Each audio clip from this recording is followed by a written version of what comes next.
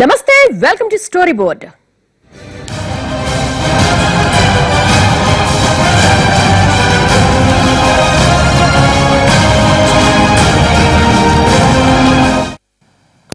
Yuri దాడికి దెబ్బకు దెబ్బతీసింది భారత సైన్యం.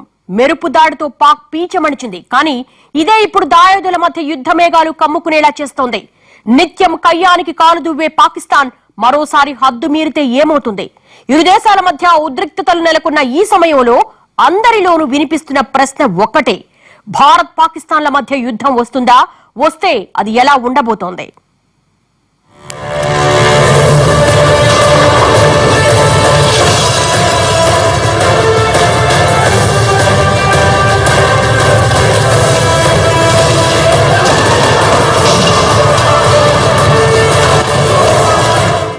యూరీ ఘటన తర్వాత ఇరు దేశాల మధ్య యుద్ధ మేఘాలు కమ్ముకుంటూనే ఉన్నాయి. పఠాన్కోట్, పూంచ్ సెక్టార్, పోంపాల్, యూరీ ఇలా చెప్పుకుంటూ పోతే పాక్ దురాగతాల చరిత్రకు అంతే ఉండదు. ప్రతి దాడిలోనూ భారతీయ సేనల్ని పొట్టన పెట్టుకుంటున్న పాక్ దుర్బుద్ధి మెడలు వంచింది ఇండియన్ ఆర్మీ. సర్జికల్ అటాక్ తో పాక్ ఆక్రమిత కాశ్మీర్ లోకి వెళ్లి మరీ అక్కడి తీవ్రవాద శిబిరాల్ని ధ్వంసం చేసింది.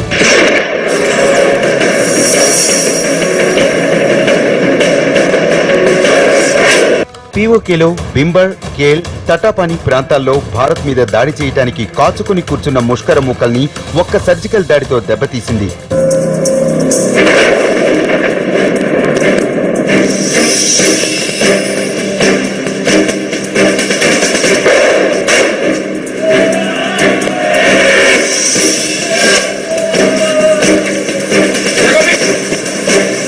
జస్ట్ 25 మంది మెరికల్ లాంటి పారాట్రూపర్లను రంగంలోనికి దించింది భారత్. కేవలం 4 గంటల్లో 6 టెర్రరిస్టిక్ క్యాంపులను నాశనం చేసింది. ఈ దాడుల్లో 38 మంది తీవ్రవాదుల్ని మట్టుబెట్టింది. ఈ దాడిలో 2 పాక్ సైనికులు కూడా చనిపోయారు. ఈ ఉగ్రవాద శిబిరాల్లో ఉన్న GPS వంటి పరికరాలపై పాక్ ముద్రలున్నాయి. అంటే తీవ్రవాదులకు పాక్ సైన్యం సాయం చేస్తోందనడానికి ఇంతకన్నా పెద్ద సాక్ష్యం అవసరం లేదు.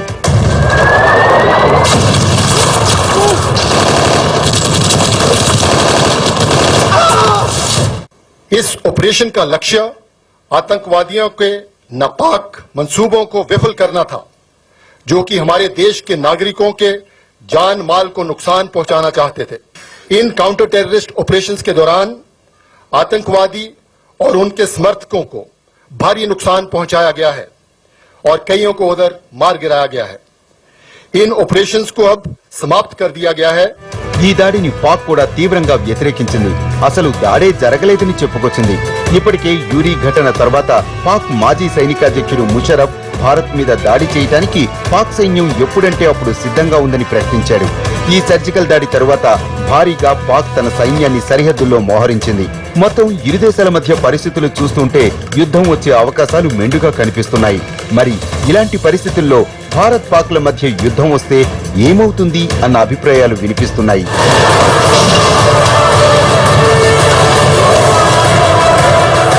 సో ఇది సర్టన్లీ ఇట్స్ చాలా వార్నింగ్, పెద్ద వార్నింగ్ కింద లెక్క.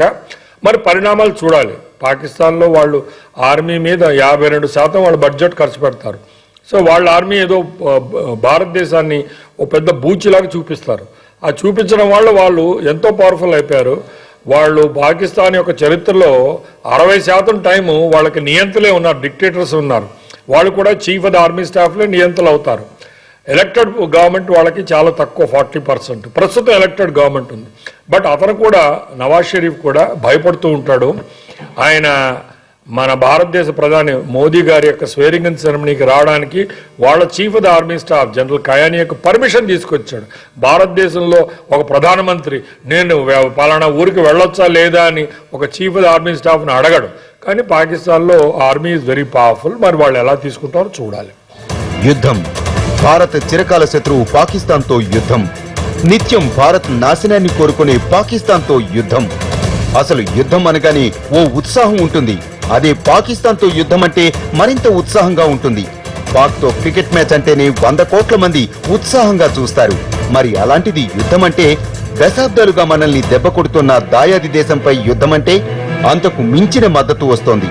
పాకిస్తాన్కు బుద్ధి చెప్పాల్సిందే అన్న అభిప్రాయాలు వినిపిస్తున్నాయి.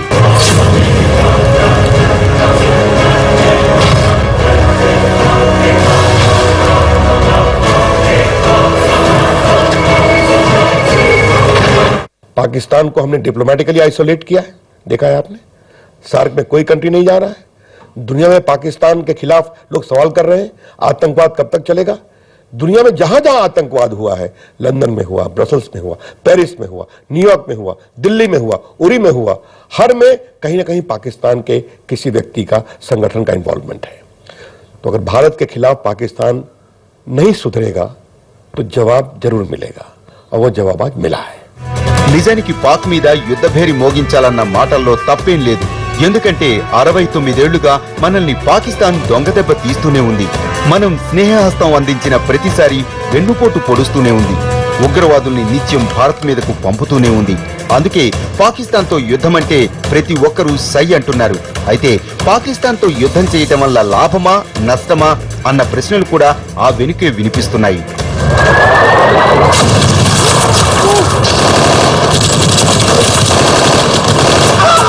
పాకిస్తాన్తో యుద్ధం వస్తే దాని పీచమనచవచ్చు. మనం గట్టిగా కొడితే పాకిస్తాన్ నలిగిపోతుంది. మనం దాడి చేస్తే ప్రపంచ పటంలో పాకిస్తాన్ అన్న పేరు చెరిగిపోతుంది.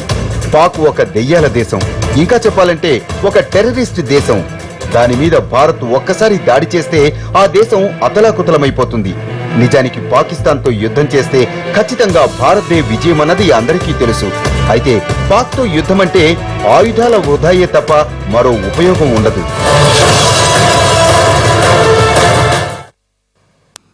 యుద్ధం వస్తే యుద్ధం చేయాల్సిందే.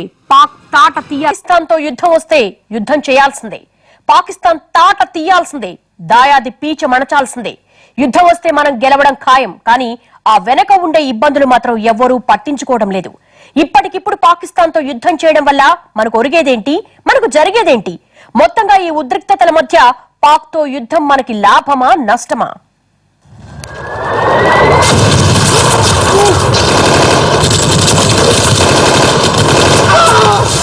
పాకిస్తాన్ లాంటి పిచ్చి దేశం మీద యుద్ధం చేయడం అంటే నిజానికి ఆయుధాలు వృధా చేసుకోవటమే.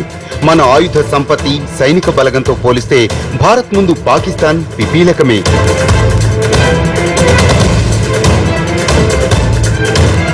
నిజంగా యుద్ధం వస్తే 2 రోజుల్లో పాకిస్తాన్ కి బుద్ధి చెప్పగల సత్తా మనకుంది. దశాబ్దాలుగా వెన్నుపోట్లు పొడుస్తున్న దాయాది దేశాన్ని యుద్ధంతో భారత్ దారికి తెచ్చుకుందన్న పేరు వస్తుంది. మన భారత సేనల సత్తా దుష్ట పాకిస్తాన్ కు తెలిసొస్తుంది. కానీ ఇప్పుడు అంతర్జాతీయ సమాజంలో భారత్ ఒక సూపర్ పవర్ గా అభివృద్ధి చెందుతున్న దేశం. ఇలాంటి సమయంలో యుద్ధం వల్ల మనకు కలిగే ప్రయోజనాల కన్నా దానివల్ల కలిగే ఇబ్బందులే ఎక్కువ. యుద్ధంతో పరోక్షంగా మన ఆయుధ వ్యవస్థ దెబ్బతింటుంది. అంతేకాదు అంతర్జాతీయంగా ఆర్థిక రంగం పటిష్టత పరుచుకుంటున్న ఇలాంటి టైంలో యుద్ధం అంటే ఆర్థిక వ్యవస్థపై ఇబ్బందులు తప్పవు. తాజాగా పీఓకేలో భారత్ సర్జికల్ దాడులు చేసిందన్న వార్త తెలియగానే గురువారం స్టాక్ మార్కెట్లు భారీగా పతనమయ్యాయి. సెన్సెక్స్ 465 పాయింట్లకు పైగా పడిపోయింది. దీంతో అక్షరాల 2.5 లక్షల కోట్ల రూపాయల మదుపర్ల సంపద ఆవిరైపోయింది. గడచిన 6 నెలల కాలంలో ఇంత భారీ పతనం ఇదే మొదటిసారి.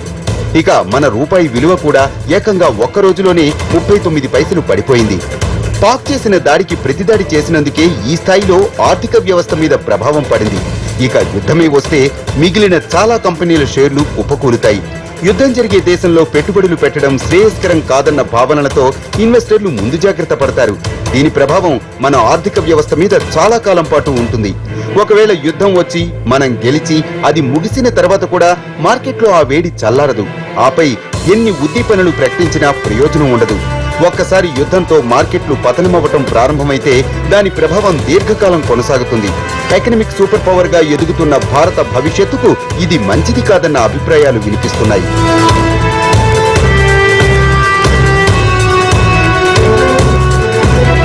ఇదేదో గురువారం నాటి మార్కెట్లను చూసి చెబుతున్న విశ్లేషణ కాదు.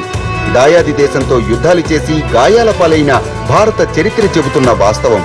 ఎక్కడి వరకు ఎందుకు, స్వతంత్ర దేశాలుగా కన్ను తెరిచిన ఏడాదే భారత్ మీద పాక్ సేనలు గిరిజనుల ముసుగులో చేసిన దాడులకు ఆనాడు బలైంది భారతదేశమే.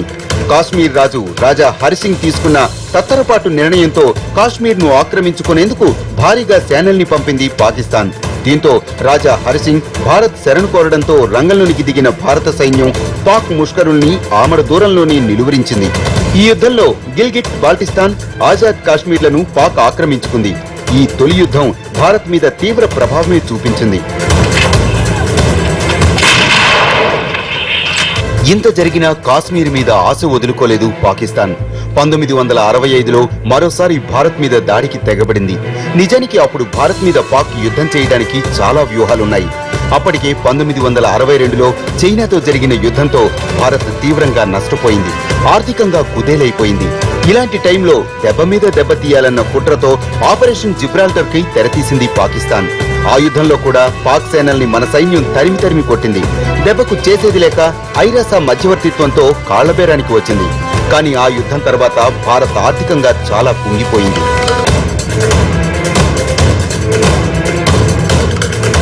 ఈ రెండు యుద్ధాలే కాదు, 1971లో బంగ్లాదేశ్ విముక్తి కోసం తూర్పు పాకిస్తాన్తో జరిగిన యుద్ధంలో భారత్ విమానాశ్రయాలపైకి పాక్ దాడులు చేసింది. 13 రోజుల ఈ యుద్ధంలో భారత్ గెలిచింది.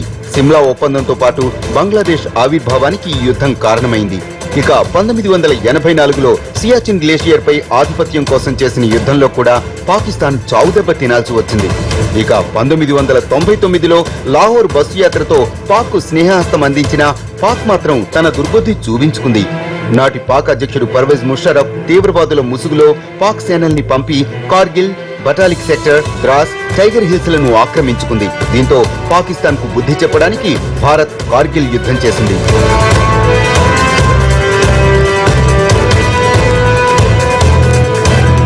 2 నెలలు సాగిన ఈ యుద్ధంలో కూడా భారత్ ఘన విజయం సాధించింది. కానీ యుద్ధ ప్రభావంతో భారత్ ఆర్థిక వ్యవస్థ దారుణంగా దెబ్బతింది. ఆ దెబ్బ నుంచి కోలుకోవడానికి మనకు 10 ఏళ్లు పట్టింది. ఆ నష్టాన్ని పూడ్చుకోవడానికి పోస్టల్ స్టాంపుల మీద సెస్సులు వేయాల్సి వచ్చింది. జనం నుంచి కార్గిల్ నిధికి విరాళాలు సేకరించాల్సి వచ్చింది. ఇప్పుడు కూడా యుద్ధం వస్తే మనం గెలవటం తథ్యం.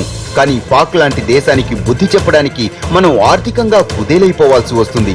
అది మన దేశాభివృద్ధి మీద తీవ్రమైన ప్రభావం చూపిస్తుంది.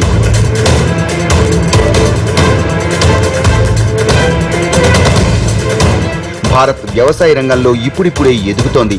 ఐటీ, సర్వీస్ రంగాల్లో అంతర్జాతీయ స్థాయికి చేరుకుంటోంది. ఇండస్ట్రియల్ రంగంలో విస్తరించడానికి ప్రయత్నాలు చేస్తోంది. ఇలాంటి టైంలో యుద్ధం వస్తే ఈ అభివృద్ధి కుంటుపడే ప్రమాదం ఉంది. కానీ ఎంత చావుదెబ్బ కొట్టినా పాకిస్తాన్ కు మాత్రం బుద్ధి రాదు.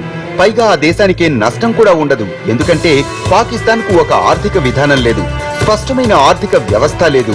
అలాంటి దేశాన్ని దెబ్బతీయటానికి మనం యుద్ధం చేయటమంటే తెల్లబట్టలు వేసుకుని బురదపై రాయి విసరడమే అన్న అభిప్రాయాలు వినిపిస్తున్నాయి. పాక్ మీద భారత సైన్యం తెగబడితే ఆ ధాటికి ప్రపంచ పటంలో ఆ దేశం మాయమైపోయినా ఆశ్చర్యపోనక్కర్లేదు. కానీ 7 దశాబ్దాలుగా శాంతి బాటలో అడుగులేసిన మనం ఇప్పుడు పాక్ మీద పగ తీర్చుకుంటే దాని పర్యవసానాల్లో మనం కూడా కొన్ని భరించాల్సి వస్తుంది.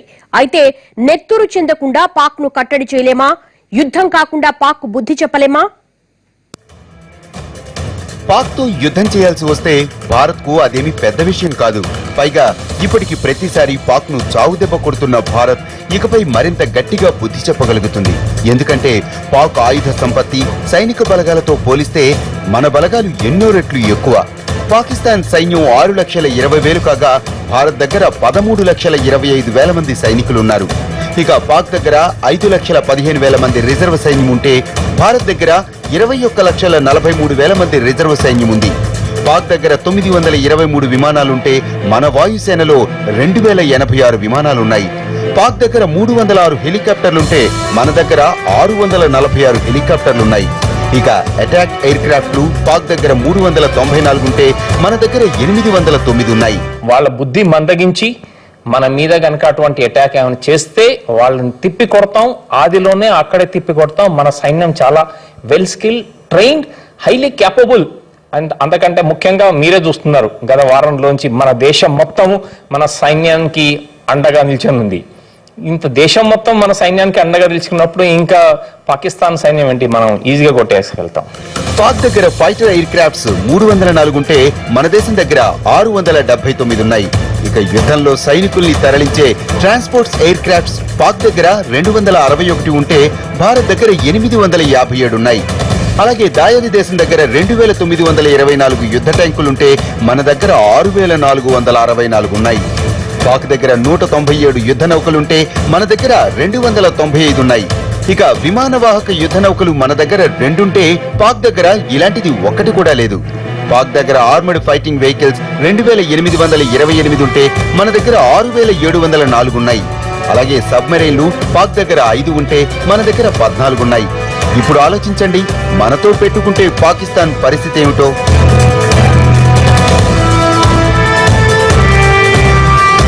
ఇక వీటితో పాటు అత్యాధునిక క్షిపణుల్లో కూడా భారతే పైచేయి. ఇంటర్ కాంటినెంటల్ బాలిస్టిక్ మిసైళ్లలో కూడా భారత్ అగ్రగామిగా ఉంది. మనతో పోలిస్తే పాక్ దగ్గరున్న క్షిపణులు, వాటి శక్తి సామర్థ్యాలు చాలా తక్కువ. కానీ పాక్ దగ్గర భారత్ కన్నా ఎక్కువ అణ్వాయుధాలున్నాయి. భారత్ దగ్గర 100 నుంచి 120 అటామిక్ వార్ హెడ్స్ ఉంటే పాకిస్తాన్ దగ్గర 100 నుంచి 130 వరకు ఉన్నట్లు సమాచారం. ఒకవేళ యుద్ధం జరిగి పాక్ ముందు వెనుక ఆలోచించకుండా అణ్వాయుధాలు ప్రయోగిస్తే ఆపై భారత్ తీవ్రంగా నష్టపోవాల్సి వస్తుంది. ఈ భయాలు చాలా మందిని వెన్నాడుతున్నాయి. మన బార్డర్ కి కొంచెం అవతల ఉండి టెర్రరిస్ట్ క్యాంపులు తయారు చేసి టెర్రరిస్టులు మన దగ్గరికి ఎక్కడికైనా పంపుతున్నారో అంతవరకు మనం ఆపడానికి, ఇంకొకటి ఏంటంటే అటువంటి టెర్రరిస్ట్ క్యాంపులు నడవకుండా చేయడానికి మనం చేసిన ప్రయత్నం, దీంట్లో మనము సక్సెస్ఫుల్ అయ్యాం.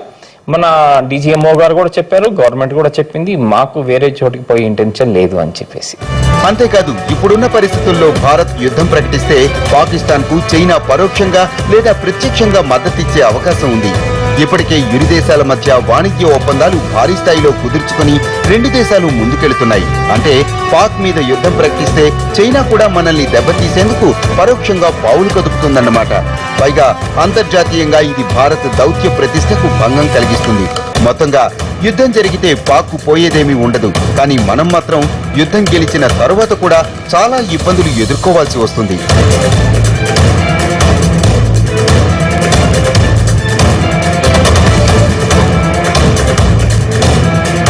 ఇలా పాకిస్తాన్ ను కట్టడి చేయడానికి నేరుగా యుద్ధం చేయకుండా పరోక్షంగా దాన్ని దారిలోకి తీసుకురావచ్చన్నది చాలా మంది ఆలోచన. అయితే ఇందుకు చాలా దారులున్నాయంటున్నారు నిపుణులు. ఇప్పటికే ఈ దిశగా కొంత అడుగులేశారు మోడీ.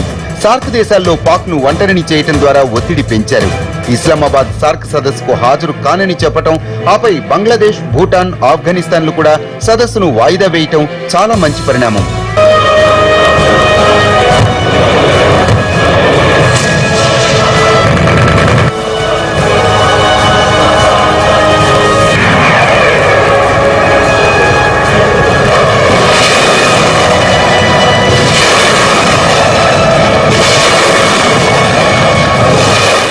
ఇక పాక్ బుద్ధి చెప్పడానికి ఇలాంటి సర్జికల్ దాడులు కూడా ఒక మార్గమే. ఇప్పటికే భారత ఆర్మీ సత్తా ఏమిటో పాక్ సేనలకు తెలిసొచ్చింది. ఇక వాటితో పాటు సింధు జలాల ఒప్పందాన్ని పునఃసమీక్షిస్తే ఆ దెబ్బకు పాకిస్తాన్ ఉక్కిరిబిక్కిరైపోతుంది. వాటితో పాటు బలూచిస్తాన్ స్వతంత్ర పోరాటానికి నైతికంగా భారత్ మద్దతు తెలిపితే ఇక పాకిస్తాన్ వెన్నువిరిచినట్లే.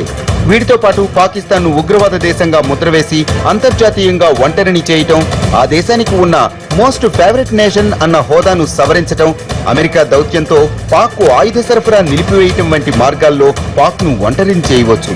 పాక్ తోక జాడించినప్పుడల్లా ఇలాంటి సర్జికల్ దాడులతో ఆ దేశానికి బుద్ధి చెబితే ఇక జన్మలో మన జోలికి రాదు.